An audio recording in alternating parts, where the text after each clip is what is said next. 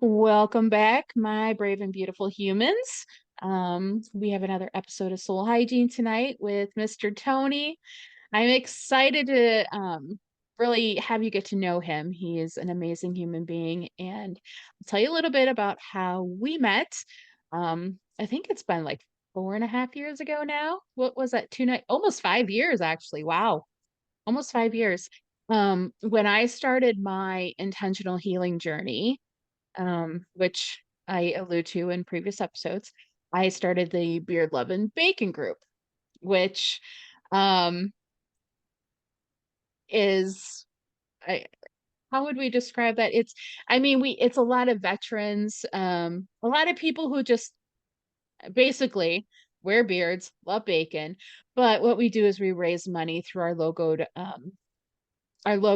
to help nonprofits with PTSD and suicide awareness. So that's kind of the gist of it anyway. I've never really had to explain what we do because most people are in the group. But um, so Tony is one of the admins of the group and has helped me tremendously through the years, just getting people fired up to buy our items when we have them available. But we also met at one point. We're not really sure when, but we were almost positive we knew each other before that. He plays a game called Airsoft, and I actually was an Milsim photographer for I think 5 years. I actually have a photography website called Warrior Within, and so basically, Milsim is what military simulation is how they describe it. Yeah, Yeah, so they use airsoft guns, which I'm sure he'll explain because he loves the sport. I do. But yeah, I adore this man because he is a true leader. He does a lot of things with children, which he'll let you know what that is. And he has I cannot remember what you said, but I think it's fourth degree. Is it fourth degree black belt in Taekwondo and Hapkido? And Second I think degree hop keto. Yeah. second degree. Okay. So yeah, we don't want to definitely give you any more degrees than you have, right? Mm-mm. Nope, no, Your no. master might be a little upset with that. It's like a little bit. But so it's a pleasure to have you on this show. I'm really excited for us to just be able to talk and see what you're up to these days. So can you just kind of tell people what you do, what your daily job is, because that's what really inspires me. Sure. About that. Well, thank you again for having me come on. I appreciate it. Yeah, my daily job, I'm a school social worker. I work at a middle school, at a fairly decent sized school. We have just under 800 kids this year, but in years past, we've been cranking closer to 1,000. And it's a pretty diverse population of students. It's primarily Hispanic population, but we have a little bit of everybody in there, and fairly low income. So there's a lot of needs there socially and emotionally, which is kind of what I do.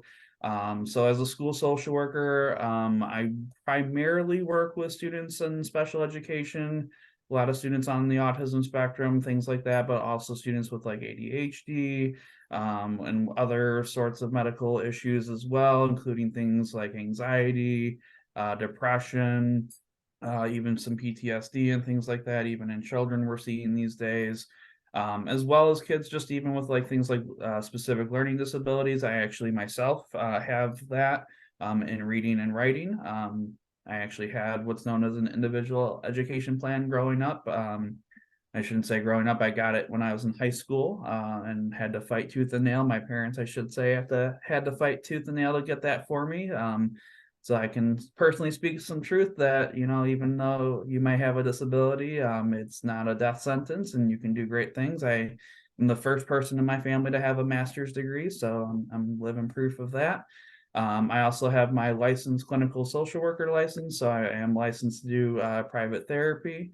This is my seventh school year doing school social working, and I've been in the same building the entire time I've been doing that.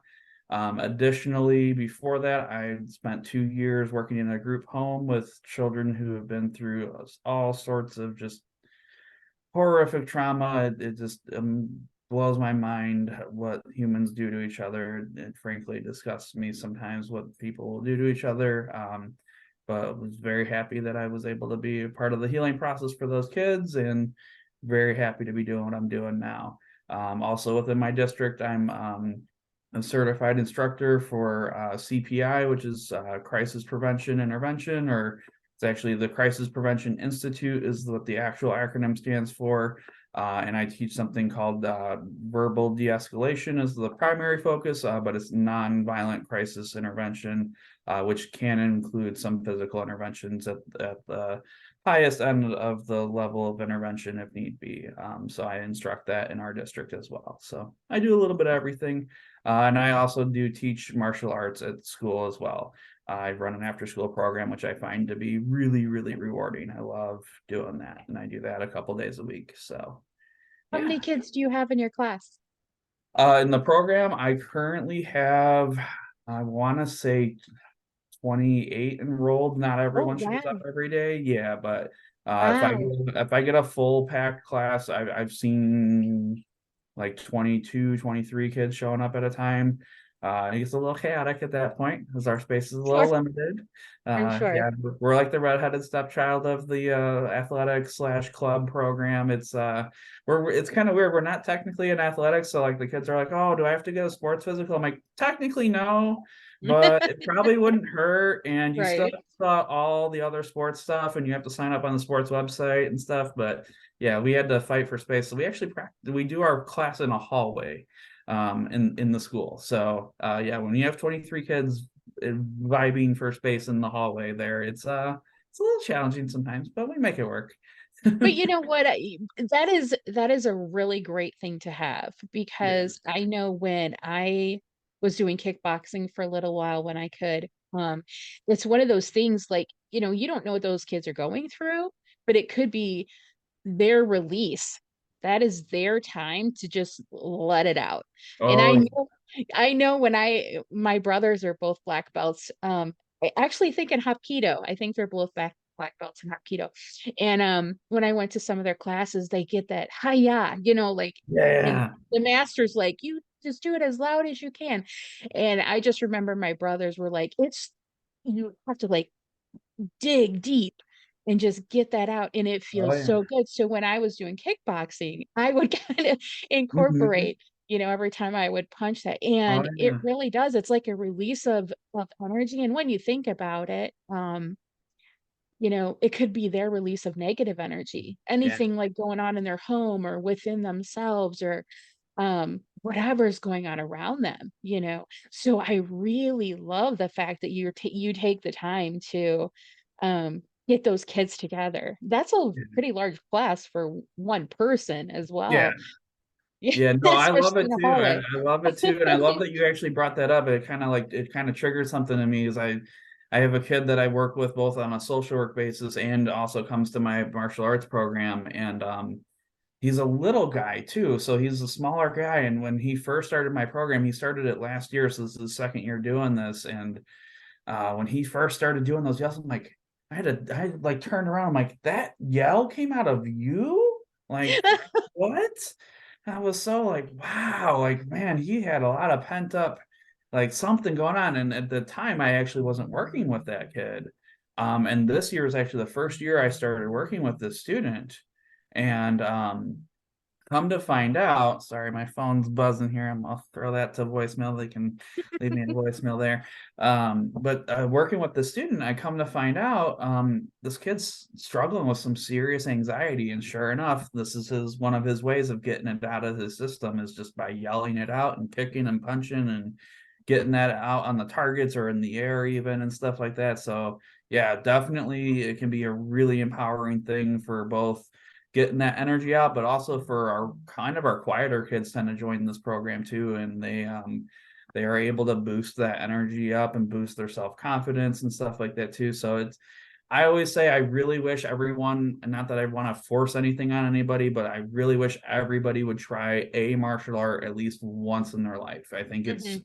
super beneficial. And hey, if you try it for 3 6 months and it's like, yeah, it's not my thing. Okay, cool. At least you gave it a shot. But for some people, I know for me, it was life changing. I started doing it when I was a kid and I've stuck with it since. So That's amazing. I absolutely love that, and that was the first thing I thought of was that yell that you do. I like I said, I took it on when I kickboxed, and it was just, like this release, and you feel so good when you're done. It's Yeah. emptied of all that negative stuff, so that is so amazing. I was gonna ask you, I know that you work a lot with kids.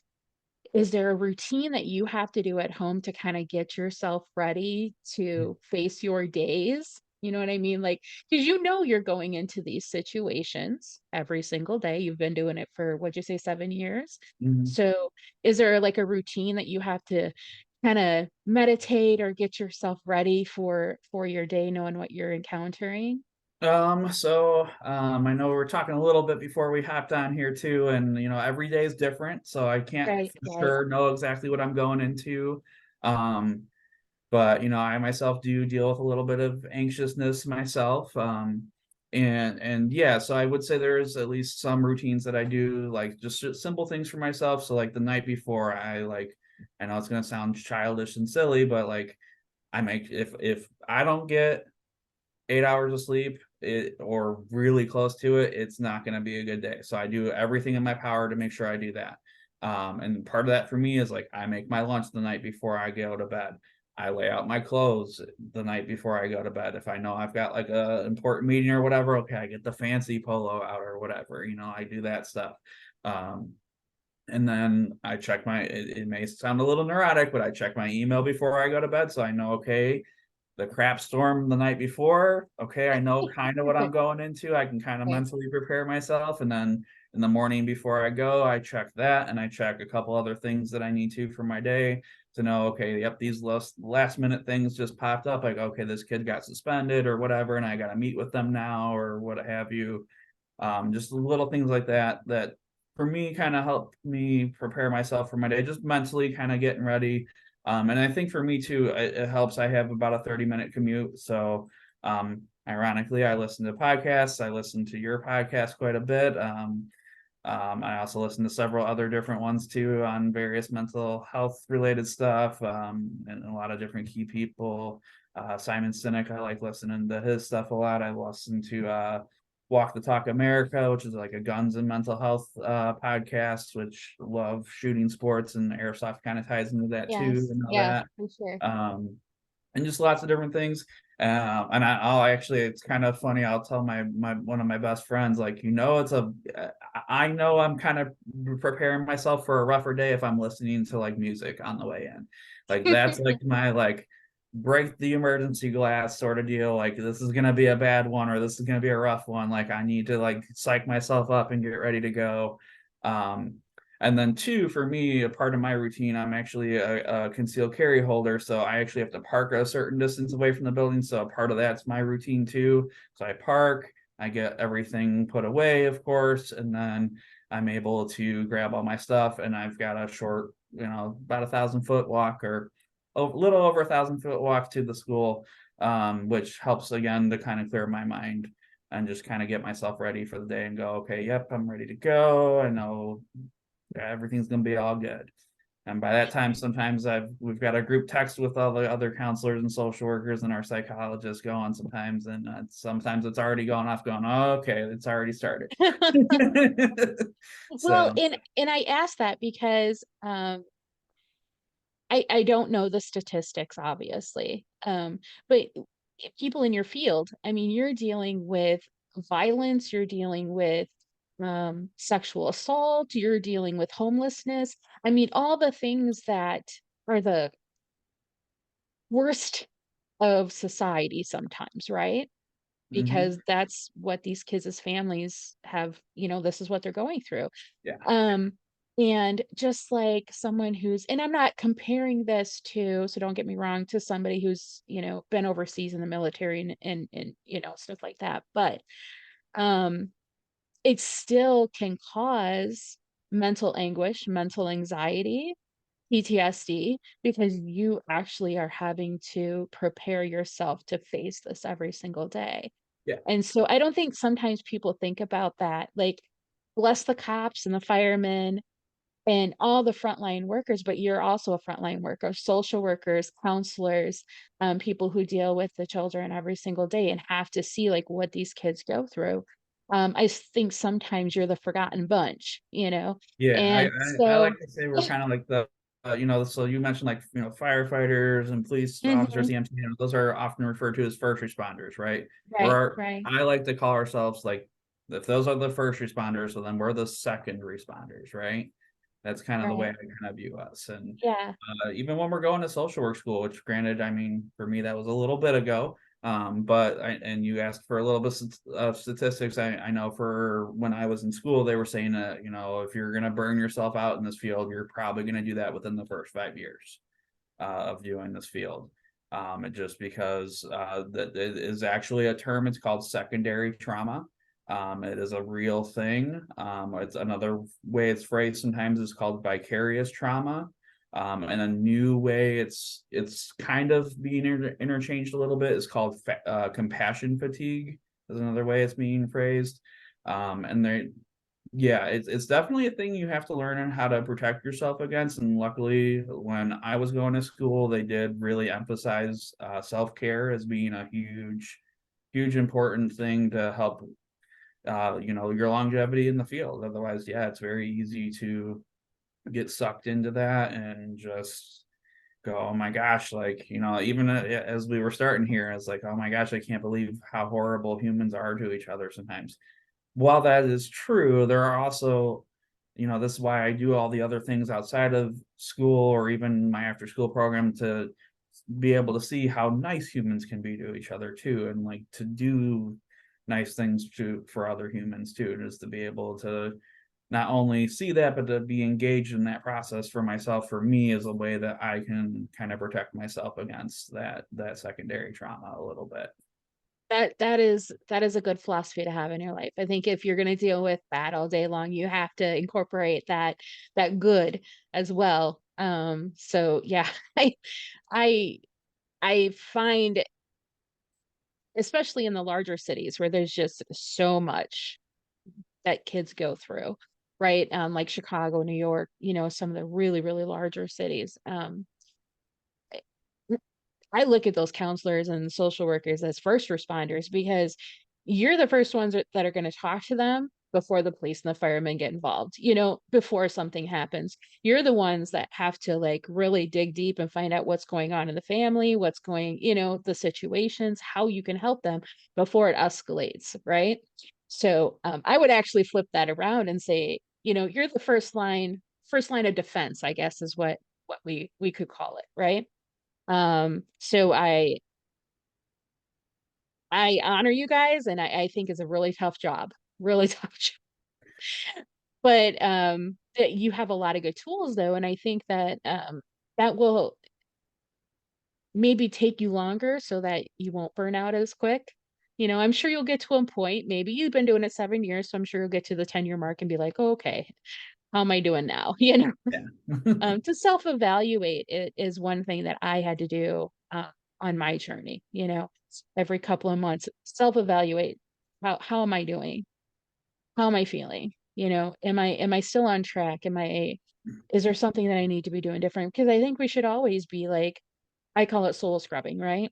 Hmm. We should always be looking inward and digging that dross off that kind of floats to the surface so we can get underneath and be like, okay, let's incorporate this now. This isn't working anymore, so I think that's why I asked you. I'm like, sometimes those first line of defense people need that time before meditation or what prayer or whatever they do. Like you, for you, it's habits, and which is good.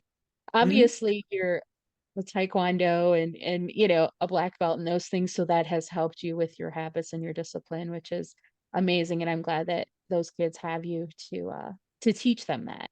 um I also, on the flip side, know that playing airsoft, right? We'll talk a little bit about airsoft.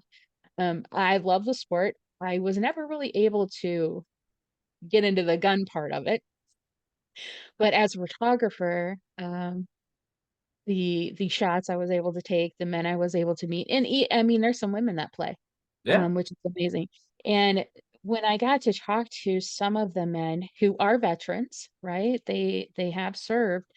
This is like their way of almost like their taekwondo, their Yeah, hapkido. You know, this is yeah. the It's like their therapeutic for them. yeah, Yeah. exactly. This is their therapy Mhm. to get out there and just play with their with people who understand Yeah. if they're going through PTSD, like, you know, why? Like these other people understand why. And there's such a camaraderie in the Yeah. sport that I don't think people like I see paintball and I see airsoft, right? So Yeah. people compare the 2.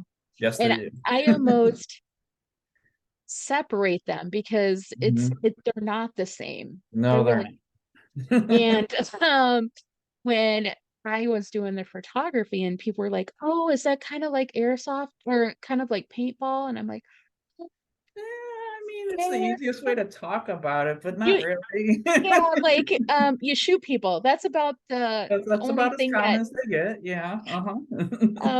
so, yeah, like, tell our listeners a little bit about, like I know you have a team, you run Yeah, a team. I mhm, know, we were talking about, like, you have 3 main focuses of your team. yes, yes. Kind of like what airsoft is and how you are a leader in that team, Yeah, so airsoft can be it can be played a lot of different ways. So airsoft, for people who don't know, um, the guns that people use are very realistic looking and whatnot, which is what kind of draws a lot of people into it. It's basically a glorified BB gun that shoots a way less powerfully than a BB gun. It also shoots a plastic BB, usually a 6 millimeter BB. You can buy these things, the ammo, at least at like Walmart and stuff. I personally wouldn't recommend buying it there, but you know, if you got to start somewhere, it's there, it's available. evike.com. E-bike, Let's give Evike yeah, a little shout out, you yeah. give them a little shout out. There's a couple other places too.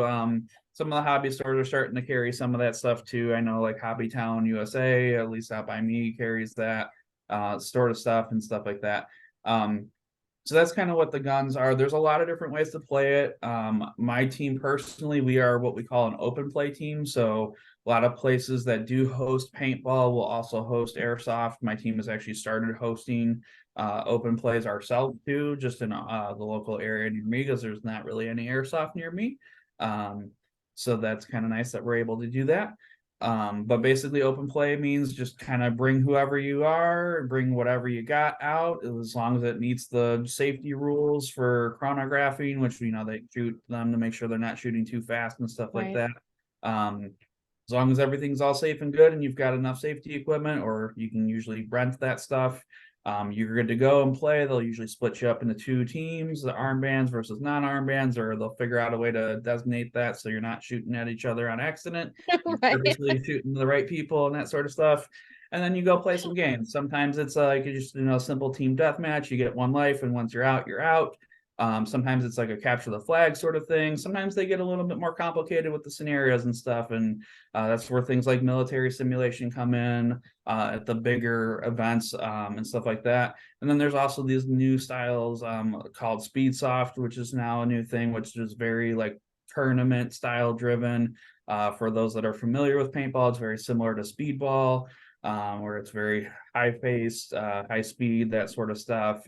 So there's a lot of different ways to play. There's a style for everybody that's out there.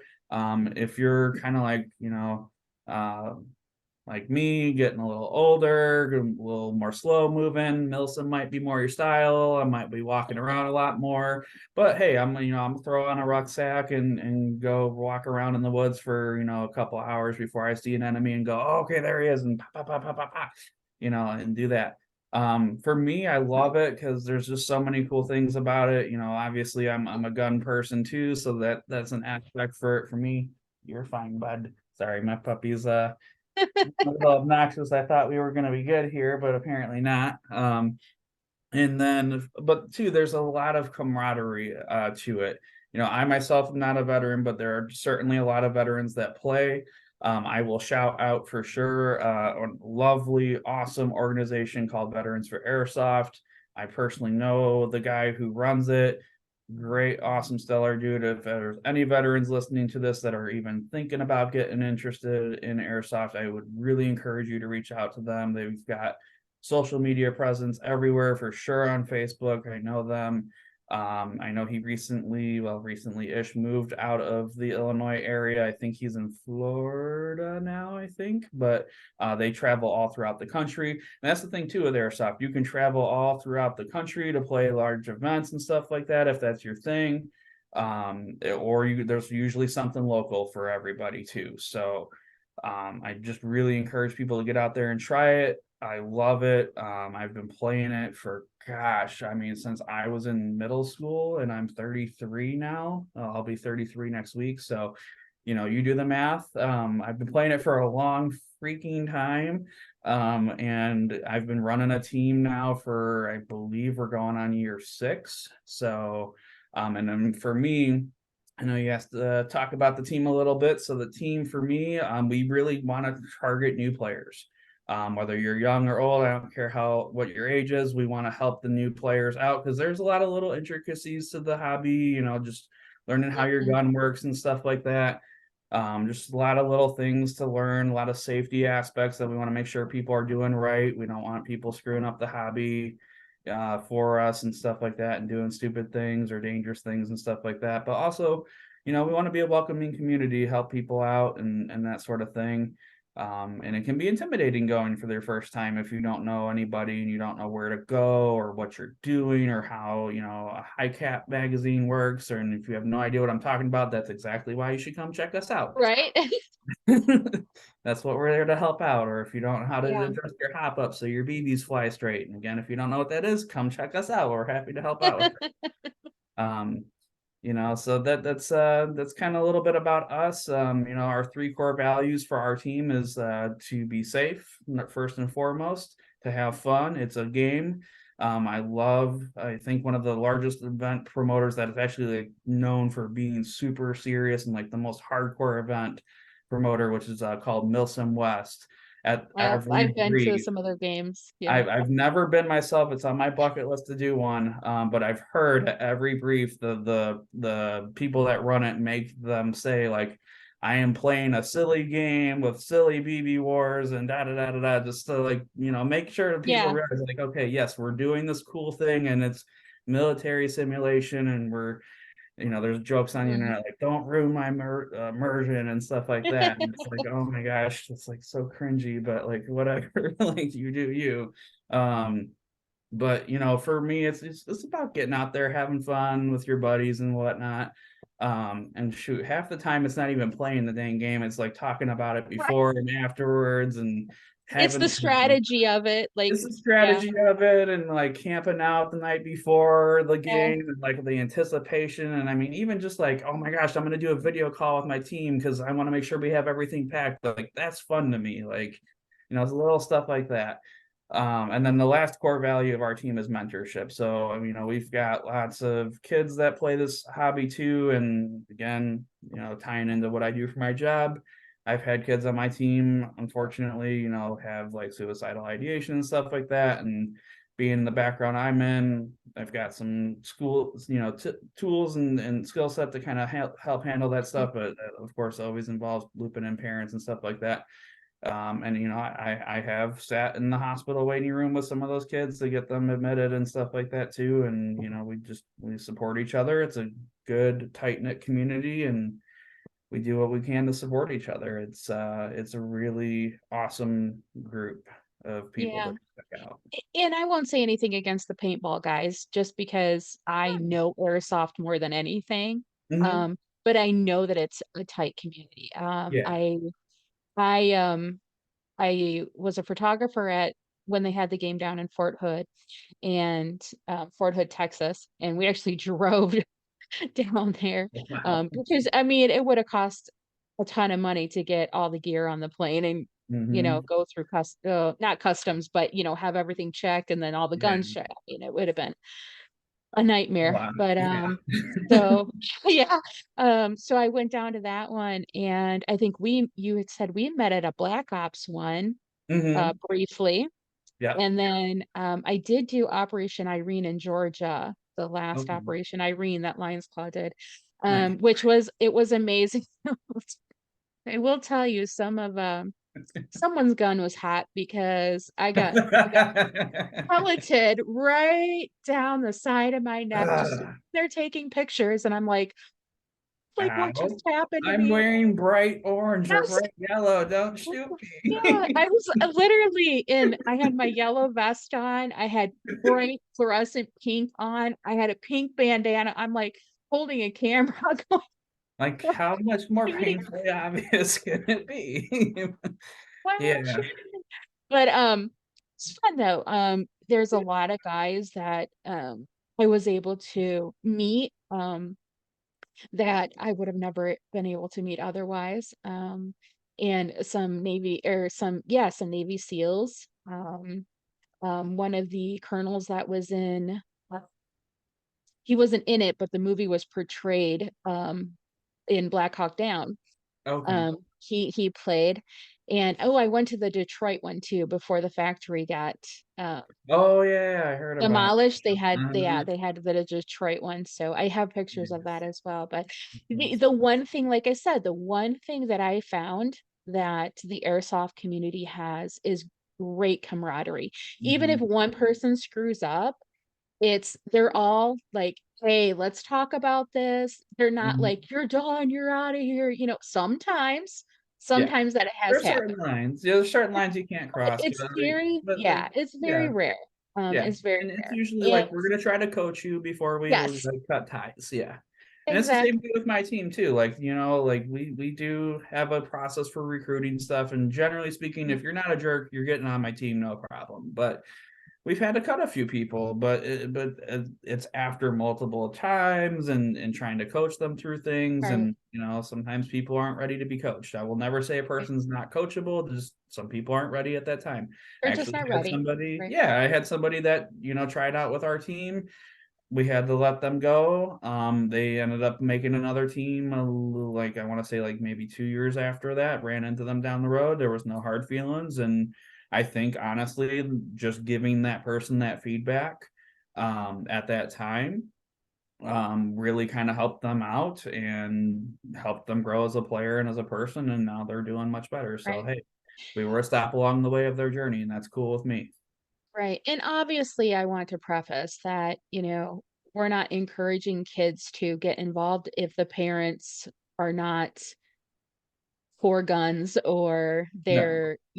they don't want their children involved, that we're not saying that at all, but it is No. a community where if the parents are, "Hey, let's try this new sport, let's try something new," Mhm. it is a great sport to get into. It teaches discipline, a lot Mhm. of discipline. Yes, it does. It teaches them how to take care of their equipment because Uh-huh. the equipment is very expensive to Yes. some degree. You can buy the Mhm. cheaper stuff, but, um, my nephew actually just got involved in airsoft, and I was like, I, like, went out and I, like, bought him all this stuff. I'm like, Oh, that's I awesome. was just so excited that he wanted to, like, get involved with it, um, because it is a great sport to be have camaraderie and you have lasting friends, like, these Yes. people, even though I was only the photographer, um, these Mhm. people are on my Facebook. I talk to them, they're like, "When you coming back?" I'm like, "Never, but that's okay. I still love you," you know? Yeah. Um, Yeah, no, that's how it's we initially made contact with each other, and exactly, all these years exactly. later, we're still, Yes, yes. So, I mean, I was excited when, we were able to connect and be like, "Hey, let's do this," because, for the last 4 years, I know our group has kinda just trailed off a little bit, just everyone life is busy. Oh, Everyone for gets sure. busy. But, I've appreciated the leadership and the, administrative thing that you were able to, like, step in and be like, because in a lot of ways you were like, "Oh, let's not do this," or you have opinions that actually worked out, you know? Um, And then we gotta talk it's about the bread group. Come on, oh we my got goodness, you knew I had to bring that up. That was because you spelled that's beard wrong? I'm glad you remembered. And then, like, half the people in the chat were like, "Oh, yeah, I can taste this photo." Yeah, we have to find that photo and post it wherever people can see that, but, yeah, it was This I is us reminiscing now. We were creating an admin group for the beard. It's beard love and bacon group or project. And he was trying to be awesome about creating an admin group and he spelled bread instead of beard. So we just went with it and it became the bread admin group. And we Yeah, had a cover photo of a bunch of loaves of bread. And that was great. Yeah. That's but yeah, it's it okay. was great though. So I really appreciate the stuff that you do daily. You know, we were talking beforehand that I'm going to do a review on a movie I just saw, Mhm. and such a heart-wrenching movie. But you know, our kids. What is that song? Our kids are our future. It's like Yeah. a phrase in a song. If we Mhm. don't have leaders who have compassion and kindness and really want to help our children, like who are they going to be when they get older? What kind of generation are we going to have, you know? And so the legacy for me personally is I want to leave that legacy of, you know, helping this generation understand. Number one, you don't have to be a victim, right? Right. Number 2, there are people who can help you. Mhm. You just have to ask for it. And I think the biggest one is finding the truth, and not just the subjective truth, but the absolute truth for your life. And that's gonna take you so far. So I appreciate what you do every single day.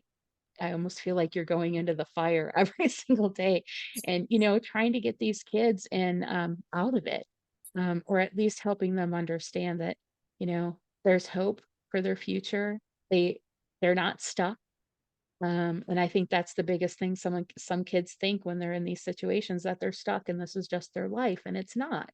You know, there's so much more within them and you give them hope every day. So I appreciate that and I know that maybe they don't yet, but they will, you know, when they're 18 and older and they look back and they're like, Mr. Tony, you know, he gave me hope to get through these 6 years of school, you know, and now I'm going to college. You know, you're gonna have those kids. I can already feel it because I know your heart. So, um, is there do you have a website for your airsoft group? Because I'm gonna put that in the bio, of course. Yeah, for sure. So the airsoft team is called Mag Monkeys Airsoft. There's a whole origin story to that, but we won't get into that today.